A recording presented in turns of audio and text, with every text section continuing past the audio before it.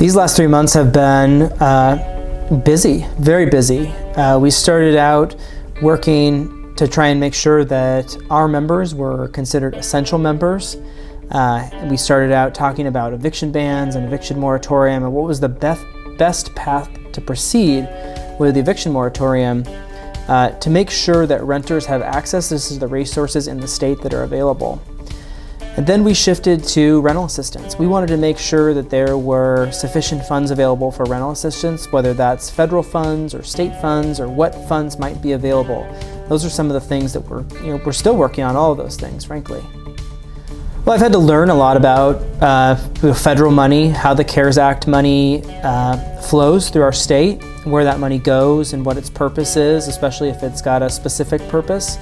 My job's also changed because advocacy takes a different role when you can't meet people in person and have conversations with them. So Zoom is my best friend. I'm a master Zoomer, I think is what you might call it.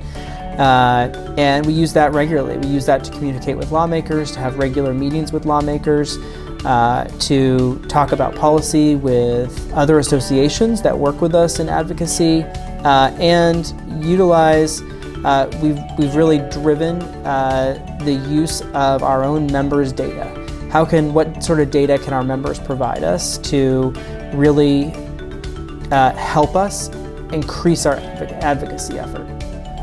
I would say that it's easier and it's certainly more efficient because we don't spend an hour in the car driving someplace for a short meeting.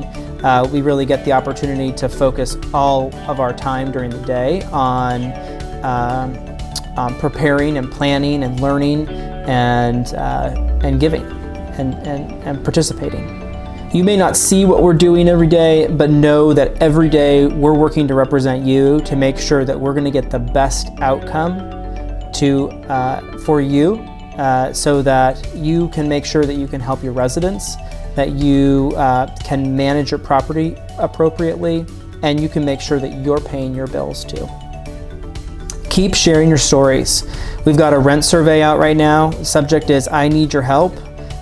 Take this 5-question survey. Please answer that survey. That's great. You actually get a chance to win one of 2 $100 Amazon gift cards. We've done it for 2 months now, and it's really helped us. And continue sharing your behavioral stories. Right now, as you know, under the eviction moratorium, you can't serve a 10-day notice for behavior-related issues. But share those stories with me. The more you share those stories with me, the more impactful it is for me to share those stories with lawmakers. Yeah, there's about 5 new laws going into effect on Thursday. Some of the laws actually aren't going to apply right now because we have the state eviction moratorium, and so they, for all intents and purposes, aren't necessarily relevant. But there are other laws related to move-in, related to installment payments at move-in for move-in costs, limitations on the holding fee that are going to be very important. The ability to use a social security number in tenant screening is another law that's changing.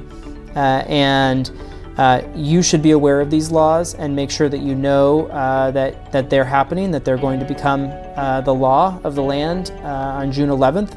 And if you need any resources or help, please reach out to me. I'm happy to help you, happy to give you as much information as I can provide so that you feel knowledgeable in the law in Washington.